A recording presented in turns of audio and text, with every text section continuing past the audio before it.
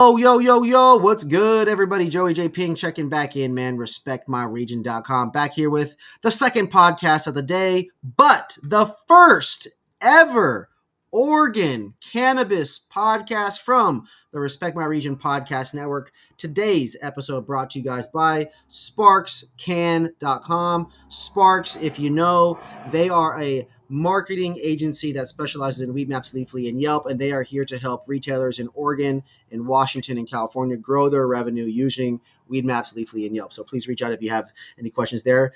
Today's episode is not about them, folks. It is about Northwest Cannabis. They are a dispensary located in Tualatin, Oregon. Tualatin is right near Portland. It's in this general Pacific Northwest region, which is where Respect My Region is from, the P and Dub. We've got Darrius here in the bottom left of the screen. We've got Egor here on the right where the Sparks logo is, folks. Fellas, good afternoon. How are you guys doing today? We're good, man. We're vibing. You know, it's nice. It's not raining right now, so it's nice in Oregon. Hell yeah, brother. Let's go, man. Anytime it's not raining in Washington and in Oregon and that whole region, bro, it's always extra green out because it was raining before that, most likely. Right. So I bet it is beautiful there. Is it a sunny day at least, or what do we got? Not yet. I mean, it's right. The sun's Darrius is like, no. Nice and cloudy. Nice and cloudy. Sun's supposed to make an appearance. We'll see if that happens. Sun's supposed to make a little cameo for the day. Yeah, just like an hour. Fellas, you guys are the leadership team there, helping to run the show, helping to move a bunch of product there. You guys are you wear all the hats, so you're management, leadership, buyers, the whole nine, right? Yep. And then you got to bud tend too, because when it gets busy, you got to do it, right? Yep. Today we're going to talk a little bit about your journeys in cannabis. There's two of you, so we're going to try to keep it quick and shorter if we can, versus like the TED Talk rants kind of thing. Yep.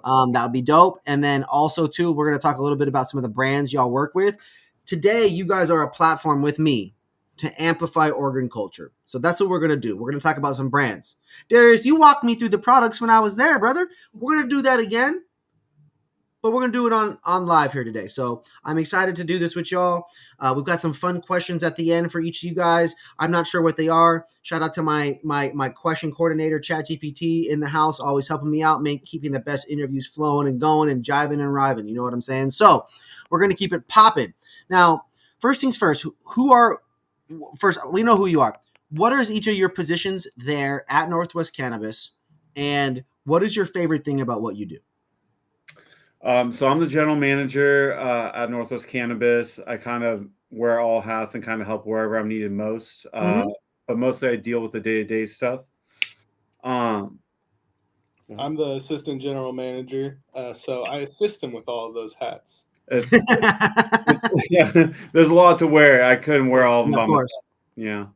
So in terms of all the variety of things that you guys do running a retail dispensary, I've worked at one. I've been a bud tender, never became a manager, but I ran social media. So we'll call that the lower than assistant managers, right?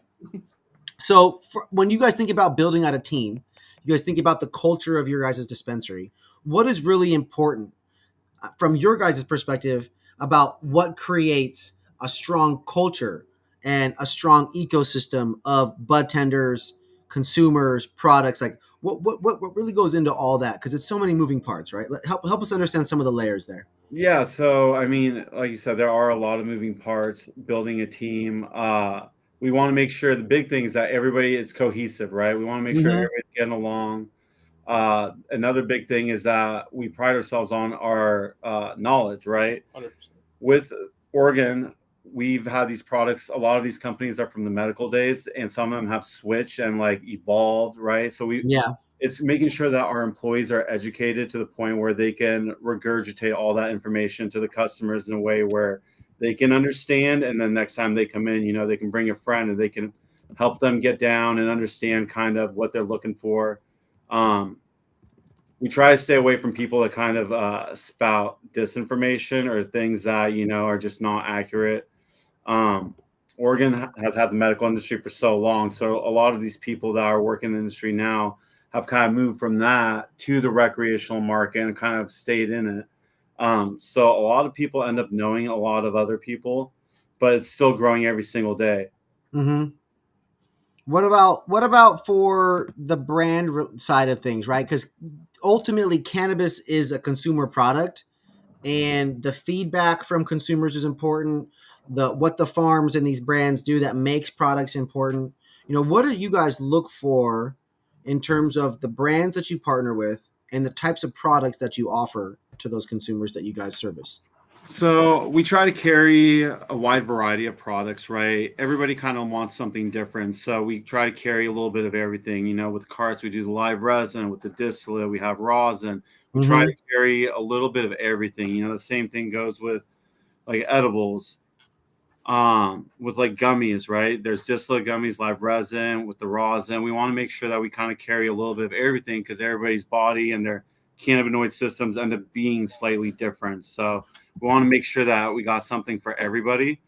As far as what we carry, we have a pretty good feedback system with our employees. Vendors in Oregon, I don't know how other states do it, but vendors in Oregon are able to bring us samples, which we get to our staff, and then they try and let us know what vibes, what works, what doesn't. And we kind of use that as a selection process, kind of what moves and what doesn't. The big thing a lot of people don't realize is that the bud tenders are the ones that try a lot of the products. So they have a better understanding than most other people. Absolutely. Yeah.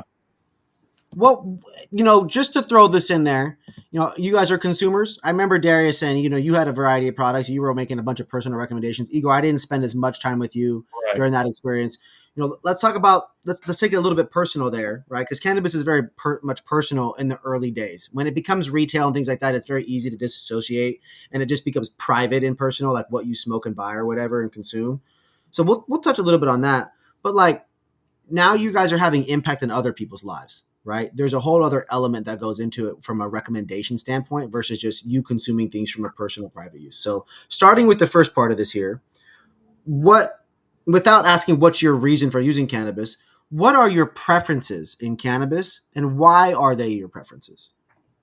Let's start with you, Darrius. So my preferences with cannabis, I'm a big joint smoker.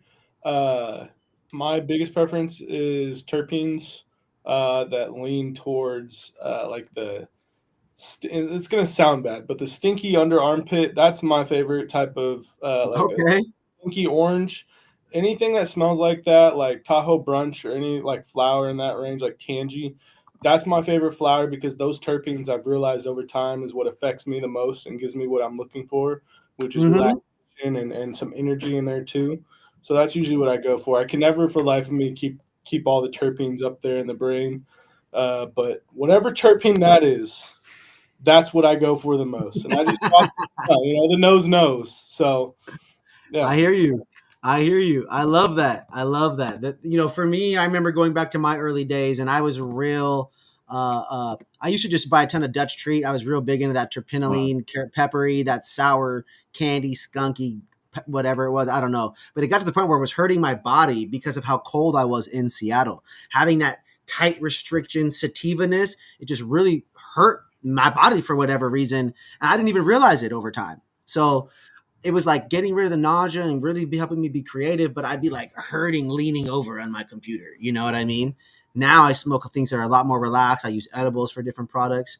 Egor, what about you? What are some of your preferences and the things that you're leaning into there? So I got kids, right? So that throws a wrench in it. Of course. Yeah, absolutely. Me, it varies day to day, right? So I'm a traditional flower smoker. I like joints and pipes. Bongs to me taste like bongs. I like to dab quite a bit because for me, while the kids are awake, I can just go take a dab. I'm good, Edibles are great. I love edibles, right? I'm physically in pain all the time.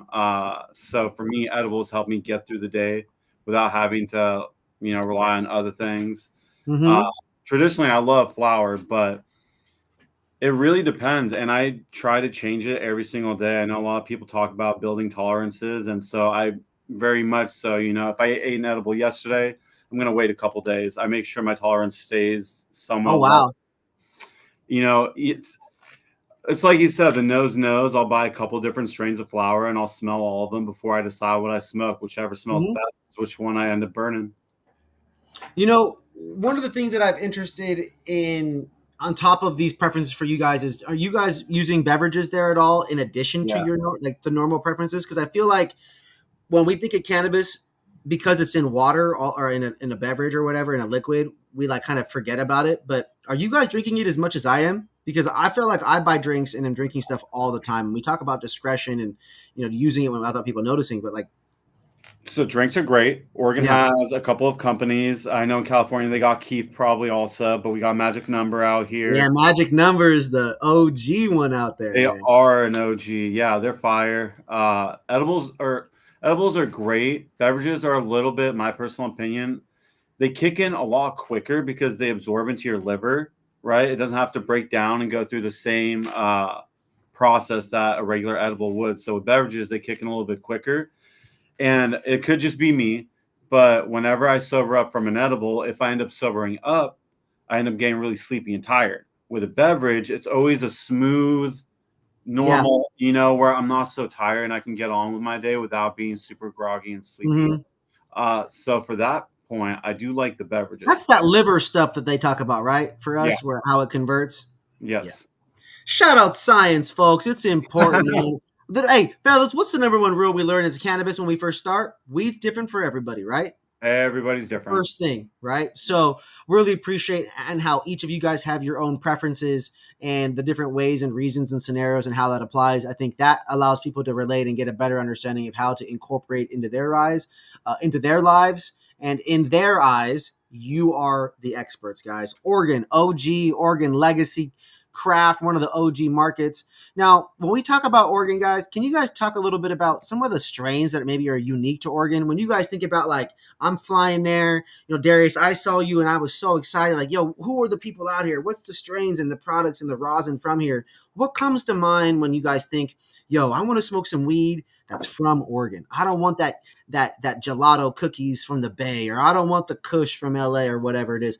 What is some Oregon strains from you guys? That's a great question. So Blue Magoo was made in Oregon. That one, I didn't know that. One, but Blue Magoo, that's an Oregon original. Same with Jaeger. Okay. That one's more on the older side if we're talking about like newer, because Jaeger's super reminiscent of like PHK, where it's that black licorice, super dark purple. Mm-hmm. But for like up right now, I'd say U Greens, their Space Balls is phenomenal. Wow. They also do a cement crunch, and that was good. That was good too. Anything from U Green, shout out U Green. They're up in Eugene. Everything's fire. Yeah, I'm not from here personally, so I don't know a lot of the older strains and what really come from here. Egor's been in the industry out here for years and almost a decade, I would say, and he has a lot of that knowledge base. If I was going to tell anybody to try anything out here, my personal favorite that I found out here would be Delta Diamonds from Highly Cultivated. Highly Cultivated does a good job. That strain is just perfect in itself as well. And it's hard to find sometimes, but it's really good. So that would be one I'd go with. That's amazing. So people in California, Humboldt, Emerald Tribe, Mendocino County, the Trinity, right? All these, these different areas there. They talk about what's called the terroir, I think is the word. And they talk about weed being different in these different mountains and regions and stuff. With you not being from there, Darrius, have you tried weed from multiple places, I would assume? Because you obviously love cannabis, right? Yeah. So, okay, so that's it. What about you, Egor? Have you bounced around and got to try stuff all over because you're OG in the game? Yep. Actually, my favorite place to get weed besides Oregon was in Hawaii. Wow. I met a local out there. He got me some good medical stuff out there, and man, it was phenomenal. Probably some of the best flower I've seen out in Hawaii. Come on, man. Look at this. We got someone mentioned over here on YouTube right there. Jaeger is still popular with growers down here in Southwest Oregon, baby. Come on, Egor. You know your shit, man. Let's go. There's not enough of the Jaeger. It's that PHK. So naturally, both of those strains produce a higher amount of CBN. So whenever somebody's like, I got trouble sleeping, that's what you want. Something like that. That's awesome. And I love that. I remember too, during my first few visits to Portland and areas of Oregon, Eugene as well, I was always interested in like what were the strains and, from these areas. Right. And I remember somebody telling me about something Walker in Portland. Dog Walker? Dog Walker, yeah. It's like a Skywalker Kush with something else in it, is what. Like an Albert Walker. Yeah, it was stuff like that was Dog really. Walker It is was like dark. phenomenal. It was like a darker, earthier, cushy kind of experience. And I just remember going down there. That became one of my staple strains for 3 or 4 years every time I would visit. It was like the prelude to Gorilla Glue 4. It was the one before Gorilla Glue 4 took over. Wow. Yeah. Okay, so again, we look at through these generations and all that kind of stuff. What are you guys noticing with the consumer trends there in Oregon? Because again, weed's different all over the place. So I got 2 questions here. What are you noticing with consumer trends? Question 1, and you guys can pick which one you want to answer or both, whatever. But then the second thing that's coming to my mind right now is, what do you feel makes Oregon weed?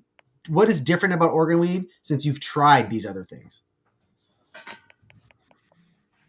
Yeah, these are tough ones. That is a tough one. So with the weed from Hawaii, I didn't get to see how he trimmed it, right? I didn't get to see the whole process behind it. With Oregon, there's a lot of craft cannabis where people take the time. You're not going to throw it straight into a machine trim. You're going to hand trim it.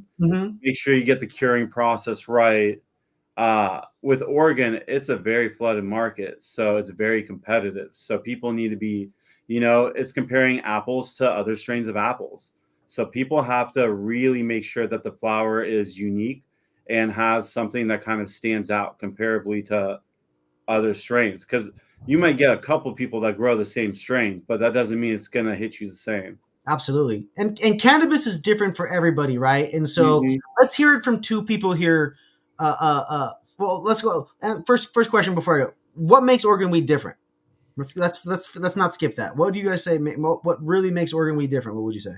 Egor could correct me on this. Once again, not being from out here, what I always heard was that our outdoor grows are way, way better than a lot of other states, just because of the weather that we get. So it probably has to deal a lot with the soil and the type of growers that we have. I feel like a lot of it has to deal with the people that come up from Southern Oregon, from the Green Triangle up there in Northern California, the Southern Oregon area. And I think that's where a lot of that mentality comes from. No, I'd agree with that.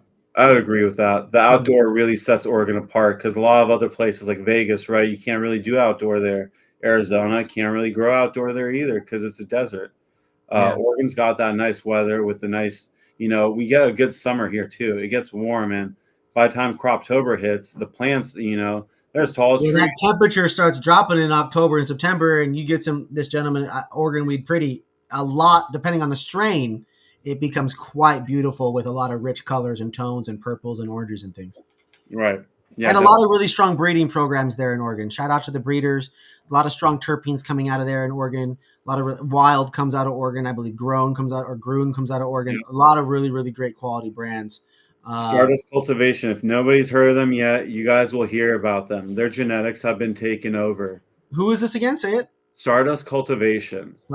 Cultivation. They have a grow, but they also do their own genetics. I went to high school with the grower. Shout out Jordan Morrow.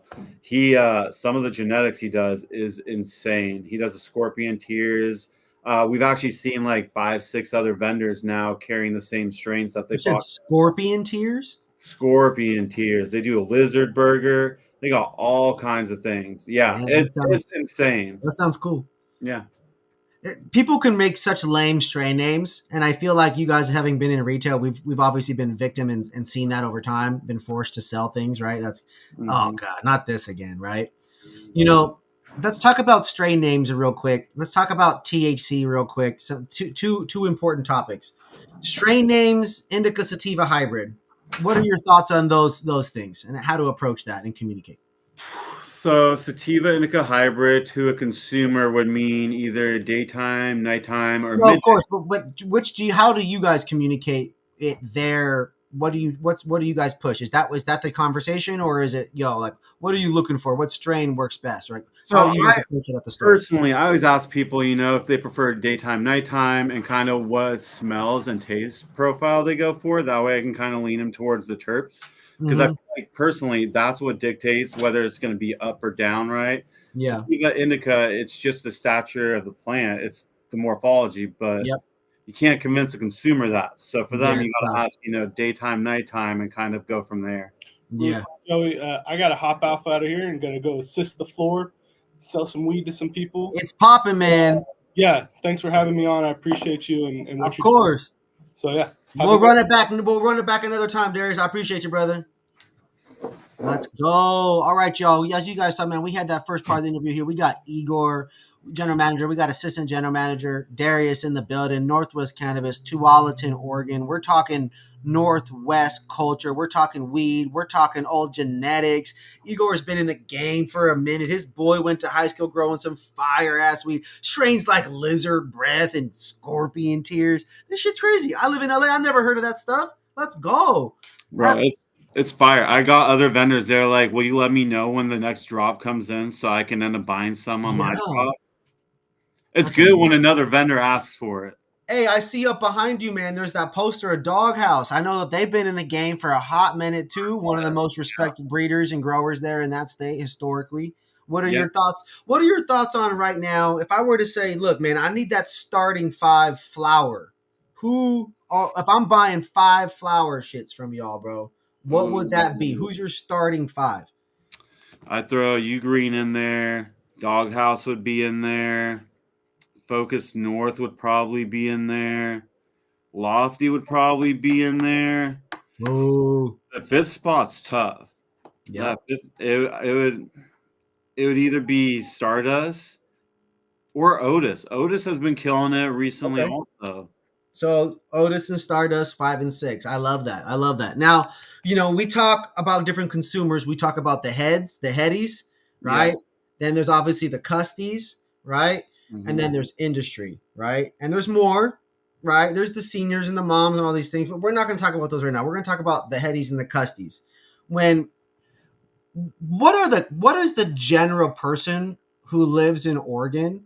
What is their level of cannabis knowledge? Is it indica sativa hybrid? Is it only high THC for the majority? Or is it people that have been smoking weed for years asking for the legacy strain or the classic? It depends on where you live, honestly, man. Interesting. It depends on where in Oregon you live. Because I have seen, you know, in one day you can get brand new smokers, never smoked weed in their life. They're just coming in for some edibles for the first time. But then, you know, you get somebody that they want just all the top shelf. They know what they're looking for. They're like, I want an indica. I need something to put me on the couch. Just lay me out. And then you got all of it. That's so interesting. So would you say, what are your thoughts, or how would you react to the statement of, you know, Oregon's cannabis customers, the people that are there, although it varies just like the day one all the way to the most experienced, right? What are your thoughts when you say Oregon has one of the most experienced cannabis consumers, most knowledgeable? What are your thoughts with that? I'd say I have mixed result reviews. You're in the thick of it, so I feel you, and you're OG. So it's the whole THC thing, because we still get quite a bit of customers that ask for the highest THC, not knowing that's not the only part of the plant that'll help them, right? Yeah. So I mean, we do get people that are knowledgeable in the fact that they know what they want. They'll ask for a sativa indica hybrid. They know what edible brands they want to go with. But that doesn't mean that they'll understand more so on the additional layers that go beyond those things. Right. I'd say they have the basics down. The basics, but I'd say that's probably where it's at. Egor, how do you guys there at the store, right? You mentioned like there's samples and testing and the bud tenders and the review process. How do you guys decide what's actually going to be on the shelf? Because you got like different prices, and then you got indoor weed, you got outdoor weed, you got greenhouse, you got mixed light, you got all this. There's so much that goes into it. How do you guys create a rhyme and reason to the partnerships that you guys establish? So our buyer, Jill, she does a really good job of vetting. You know, like I said, we have multiple live resin carts. So then we'll go through and try different samples and then make sure the hardware, you know, there's less failure rate. You know, pricing's obviously a big thing. If they, you know, switch out their strains, or if it's the same strains on a week-to-week basis, then honestly, we do a really good job of cycling out brands. We try not to get, you know, if it's a really popular brand, like say it's Wild or Groon, we're going to have them on our shelves always. But if it's a bar company, a lot of times what I've noticed is if a pound sells out within a week and you buy that same exact pound, it won't sell out in a week again. You have to bring in the next thing, and then you got to kind of switch it out again. Then the third time you buy that first strain again. You kind of got to have people on a cycle. Interesting. So you guys are actually having to create a consumer buying cycle versus just reacting to it or assuming that the one size fits all model is going to be the best way to make money every day. No, we want to make sure we got something for everybody. I love that, man. That's super cool. You're touching on a variety of brands that I have a lot of respect for. Magic Number, Beverage, Wild, Grune. There's certain groups there that are really wonderful. Going back to the different types of customers, right? We're talking, there's some edibles we mentioned on the beverage. Darrius was a pre-roll smoker, right? Or not was, he is a pre-roll smoker. I am as well. A lot of people are buying pre-rolls because they simply can't roll or they don't want to, right? It's an efficiency thing, and there ain't nothing wrong with that, folks. Right. So brands, please continue to put some of the best weed you have into pre-rolls so the people that want it can do that, right? Because we want that. Yeah. But with that said, who would you say are some of the top pre-roll brands or the ones you'd like to at least highlight on this, brief minute in the pre-roll and blunt space? Cabana's fire, iconic. Okay. They do really good blunts. They do a really good job sourcing. Their owner, Stacy, he's great. He's a great guy. The Cabanas, man, you talk about top shelf flower going in some joints. Cabanas are where it's at. For infused, we get a lot of our employees like the Holidays. That's the brand. I personally like White Label. Okay, I've heard of White Label. They've been around for a while too. For a minute. And so they're typically an extractor, but they do infused pre-rolls, and some of their partners that they get the flower from for the pre-rolls are pretty fire, like Benson Elvis. I don't know if you remember them at all. They were it's Benson Arbor now. It was Benson Elvis, but it's Benson Arbor now. Yeah. Okay. Yeah. I'm not familiar with that one. My experience going down there to Oregon was limited to a lot of the stores that did just bigger marketing in the early days in downtown Portland, and then hanging out in Eugene for half a second, and ultimately just doing touristy stuff, which is not a great reflection of the culture, right? And that's where it's really important to peel back these layers and show love and show respect to these growers and brands that normally just live in a jar that in Oregon isn't even branded to help them. We as a retailer or as a customer, I don't get the weed in a branded thing like this. I get it in a bag, typically from which deli style, which is great, but we definitely sacrifice this connection to the brand at a very high level in Oregon. So big shout out to the growers, big respect to the growers. We've talked about strains. We've talked about some of the brands. We've talked about some of the different products. We've talked about how you guys do some of your brand partnerships. It's about time. We're a little over halfway through this episode today, folks. We've only got about 10 minutes left. I'm going to do a quick shout out to our sponsor, Egor, SparksCan.com, folks. Make sure you guys reach out to Sparks, the team there. Kevin, CEO, founder, does great work. They got some really impressive clients in the marketing space, helping out with Weedmaps, Leafly, and Yelp reviews, helping to grow your revenue, things that involve strategy and data and product selection and things that we're talking about here. You can incorporate the game from these episodes into more effective marketing. SparksCan.com for more there. Northwest Cannabis. Why not Tualatin? Why not Oregon's craft finest, or like everybody else, the green this, right? How did we land on Northwest Cannabis, Egor? Because we want to be the best in the Northwest, right? We want to show people when they visit Oregon, this is what dispensaries should be like. Let's go. Okay. Say that with your chest. Best in Oregon, represent. Yeah, we're trying. Come on. There's a lot of stores in Oregon, but yeah, we want to, we pride ourselves on our customer service, our knowledge, and I love that. Yeah, and having something for everybody. That's not everybody in Oregon can do it, but we're trying. Yeah. And we were introduced through 3 brands that deserve to be mentioned. Number 1, Alibi Cannabis brought RMR, North American Weed Tour, to Oregon. Hometown Cultivation brought us in second. Rebel Spirit got connected. Egor, you and the team got connected with us. Next thing you know, we're visiting 4 different types of companies in Oregon's cannabis. An indoor, women-owned, women-operated, women-grown. Fire. Rebel Spirit, outdoor, organic. They're literally growing chickens and fucking cows and big ass vegetables and great outdoor award-winning cannabis hoops. They're literally in barns. Their offices are in barns. They built out the floor of a barn to be Diane's, space. It's amazing. I loved it. We ate quiche in Oregon. It was amazing. Now, we went to your, and then last but not least, hometown cultivation, living soil organic, old school genetics, a variety of hot fire genetics available today into the current trends and demand markets. Brother, his Deadhead OG, his God's gift, this Shark's Breath, their Blue Dream, out of smoking hundreds of products in the last 4 to 5 months, that shit was two of those were top 10 and top 20 in the country for what I smoked. And that's coming out of Oregon from somebody people don't even know, have not heard of before. And so Oregon has fireweed, folks. Egor, and what you've been doing there, your experience, your grind there over years, it is proof that there's great weed there because you're committed to delivering the best in the Pacific Northwest at that dispensary.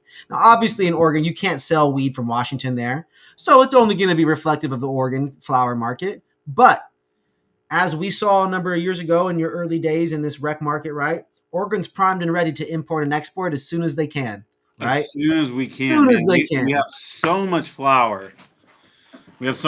I mean, yeah, we've been waiting, but still time to be left remain. Still time to wait and remaining there. A lot to see. I'm excited to see how Oregon folds out. One of my key things that I want to chat with you about before we get you out of here is if you were going to name your top 5 strains all time that you have to try from Oregon for anybody before they die, what would those 5 strains be? The 5 strains from Oregon people got to try before they die. So I will say the Alpha Blue from Mother Magnolia, it's up there. Okay, so that's got to be one. The Space Balls from U Green, that's got to be another one. There's something special about the Space Balls. For those who haven't tried Golden Pineapple in their life, you're missing out. Golden Pineapple from Lucky Lion, that's another one that's a classic strain from the Pineapple Familia.